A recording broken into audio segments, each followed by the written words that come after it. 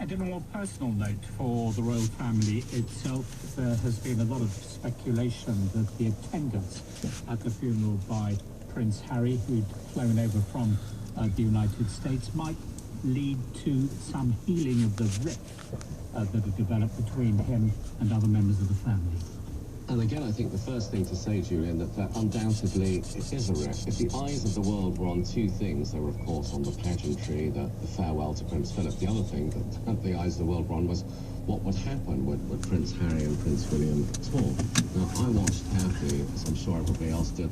They spoke. I mean, what they said on that short walk from the chapel back to the Queen's main residence at Windsor Castle, we simply don't know, but certainly they did talk. Now turn right. I guess one of those moments that will have been spotted is the way Prince William's wife sort of dropped back so the two brothers could talk. The BBC's Rob Watson, and that's it from this edition of News Hour. From me, Julian Marshall, and the rest of the team in London. Bye.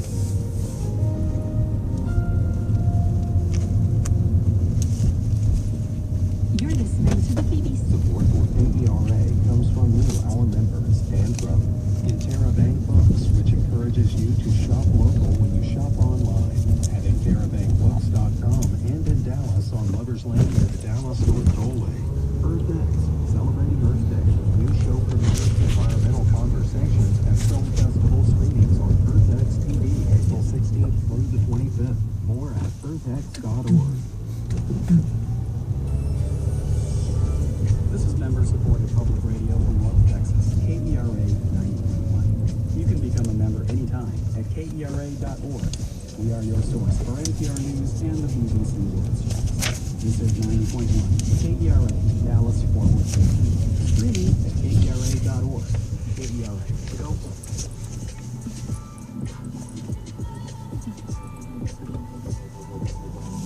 Cadillac is switching.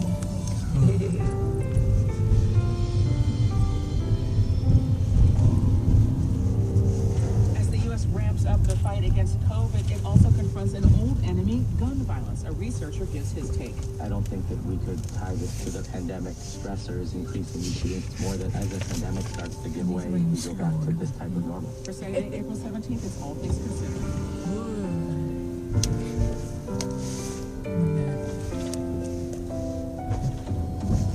I'm Michelle Martin. As children head to the southern border, we meet a family that stepped up to help by taking kids in. People in my own family's views of the situation at the border have been impacted by these children.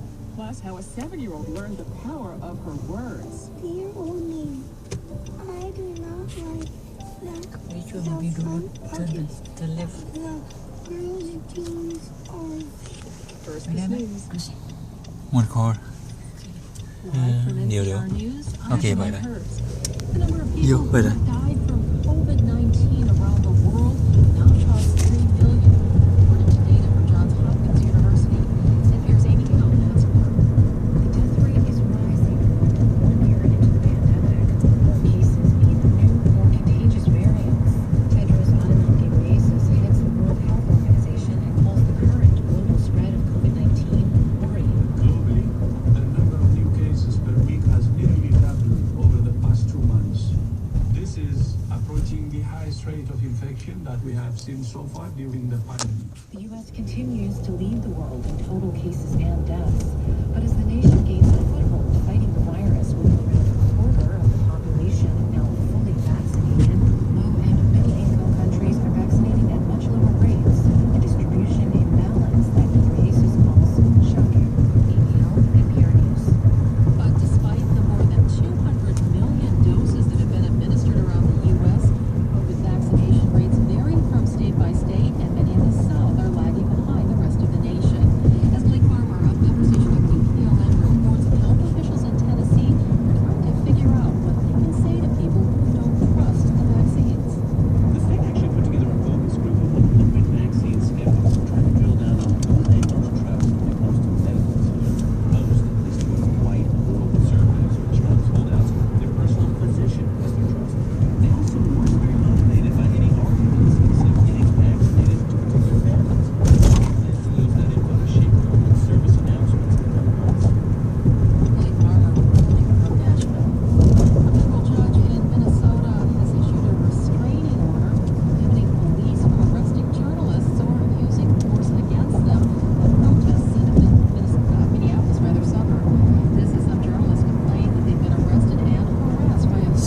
One of the coaches that have at times turned violent.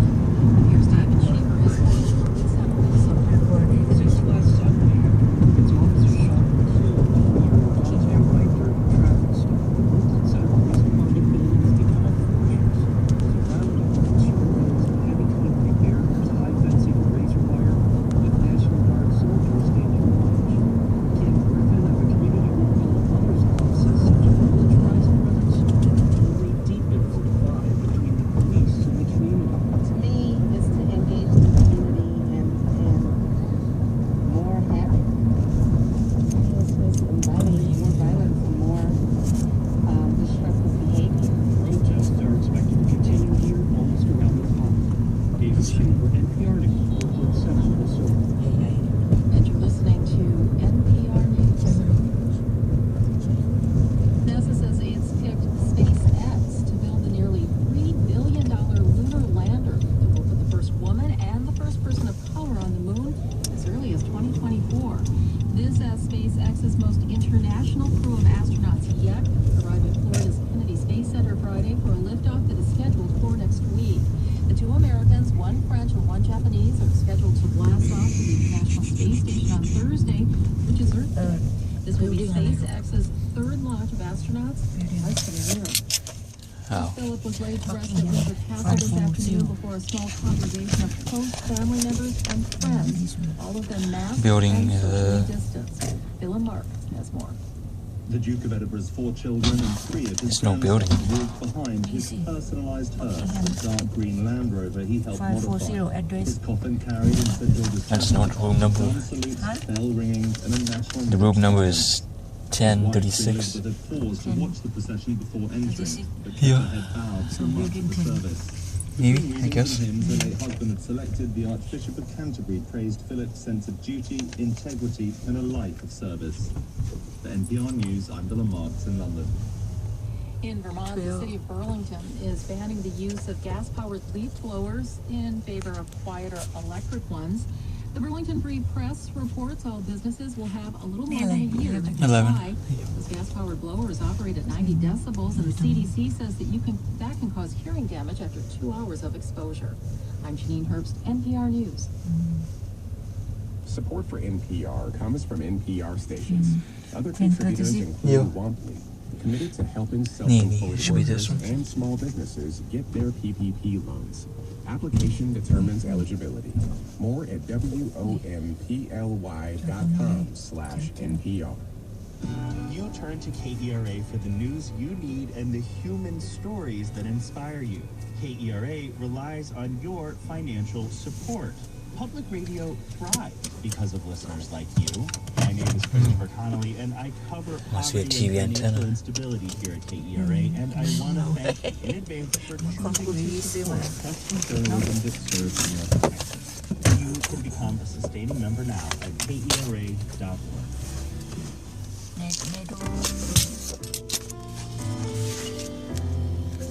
This is All Things Considered from NPR News. I'm Michelle Martin. Late Thursday, a gunman opened fire at an Indianapolis FedEx warehouse facility, killing at least 8 people and injuring several others. Police believe the gunman also killed himself. Here's a fraction of what also happened in the last 72 hours, according to the Gun Violence Archive. A total of 4 people were killed in gun violence in California, West Virginia, Rhode Island, and Texas. A total of 20 people were injured by gun violence in many other states, including Kansas, Colorado, Michigan, and Minneapolis. So that's where we're going to start the program today. The president has called this a public health crisis and an international embarrassment. If that's the case, then what would be a public health response?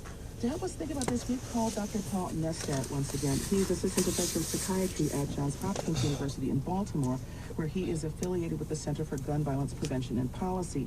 We last spoke with him about his research work related to suicide, which is actually, as he reminded us, the majority of gun deaths in this country. Dr. Nestat, thank you so much for joining us once again. Well, thank you for having me back. So before we jump into your sense of what's significant, I just wanted to ask what was your reaction as a scholar in this area to the shooting in Indianapolis? Is there something that stood out to you? Unfortunately, what stands out is just how frequently these things are happening, continue to happen. It's almost as if, we're starting to, it's a little bit different, normal after the pandemic, and it's reminding us that a big part of normal are these shootings. If we were to look at this as a public health issue, I mean, we obviously, you know, the politics starts immediately when people start talking about gun safety measures, gun control measures, and so forth. But if we were to start talking about this as a public health crisis, what would that conversation look like? When we think of something as a public health issue, we think about how to address it at a population level. And so that's why policy does become a big part of that response. Policy, government policy, whether it's state, local, or federal, ends up the best way we have to intervene in situations like this to affect people on a population level. So some of the policies that can be passed that are starting to be looked at will ultimately be, I think, part of the solution. There's cultural changes, of course, but all those things follow from public health policy. And give us just some sense of what some of those strategies